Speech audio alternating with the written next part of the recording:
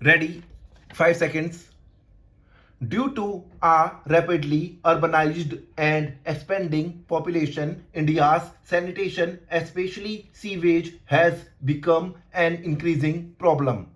A lack of bathrooms has brought about open defecation in some areas, while increased sewage treatment and disposal methods have been proven to lower diarrheal diseases by up to 60%.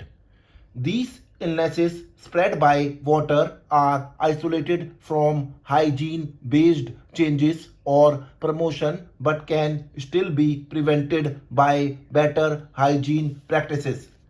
Poorer slum areas are infamous for not having open sewage of any type but also for lacking clean running water. In Hyderabad, Andhra Pradesh, 86 of 124 towns did not have either of these practices, and those that do are more likely than not to have contaminated water. Water treatment is essential to the health of citizens, and switching to semi centralized supply and treatment systems is more effective than centralized ones. Another factor to keep in mind is healthcare in the event of someone getting sick because of these illnesses. 12% of the population has some form of healthcare, meaning treatment for the infected is unlikely, also because of needing to continue work to pay for necessities. Open sewage systems lead to the complications, but a lack of hospitals or medical attention when needed exacerbates the issue to gradually more people. Going back to open defecation, 12% of urban population do so as there is simply not enough access to modern plumbing or other systems to dispose of this waste, resulting in unclean drinking water. 93% of sewage makes its way to some body of water without ever being treated, while there is some access to systems such as underground pipes, pumping stations, and treatment plants. They are too costly and laborious to build and maintain.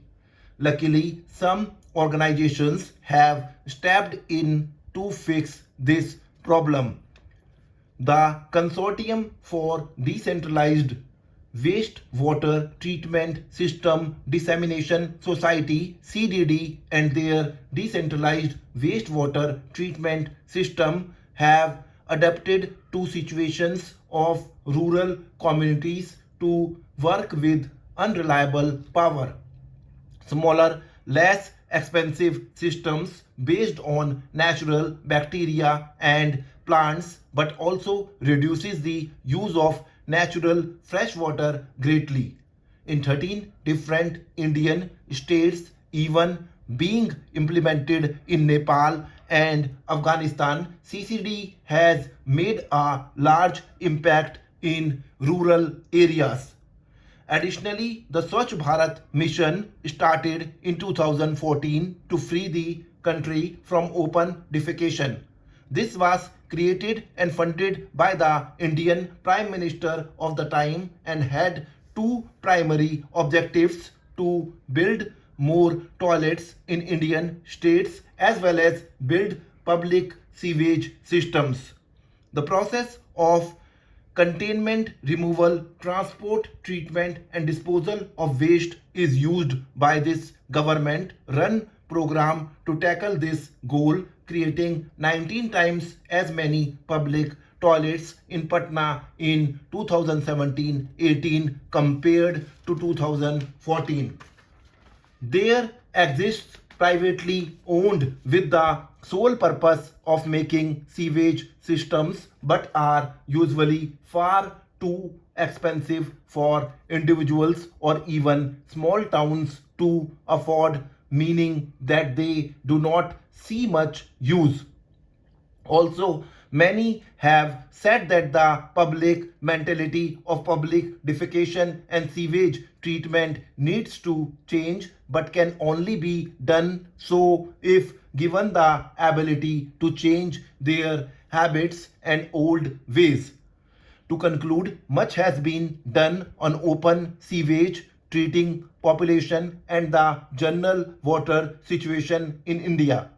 Government programs, non-profits coming in education and trying to change opinions on public defecation have all tried to fix the situation. It will take some time and money, but given the current practices put in place, India will eventually fix the situation and have access to clean water for all. An epidemic known as the Indian diaspora or India's brain drain has been prevalent over the past decades. This idea is one of Indian people moving to other countries, mainly the United States, United Kingdom, or Canada, serves many purposes to experience Western culture or get better opportunities or even just to honor their family in a new country, but immigrating somewhere else has become quite prevalent among many Indians. But what are the effects this is having? A growing unrest about the current Indian school system, especially those looking for higher education, means it is almost imperative that they move out of India to somewhere like the United States for education. In 2018 alone, more than 7.3 million students were studying abroad, of about 250 million total students in government run and private schools.